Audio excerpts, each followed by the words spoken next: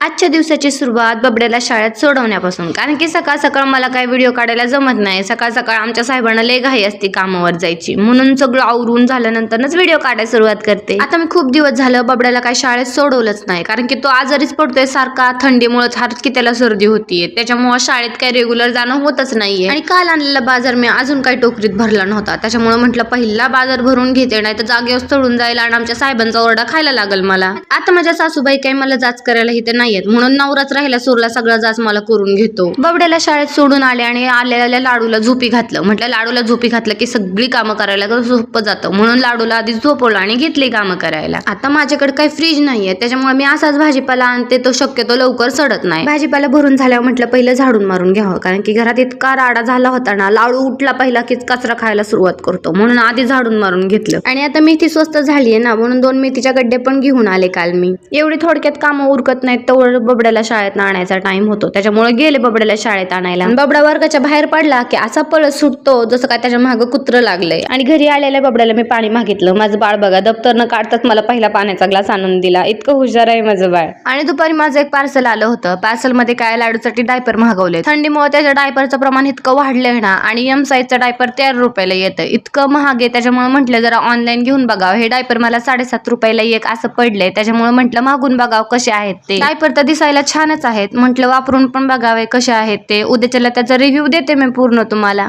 515 रुपयाला 70 डायपर पडलेत म्हटला. आता ते 70 आहेत बरोबर, मोजून पण बघितले मी. चला मग इथपर्यंत आलाच आहात तर मला सबस्क्राईब करून पण जावा.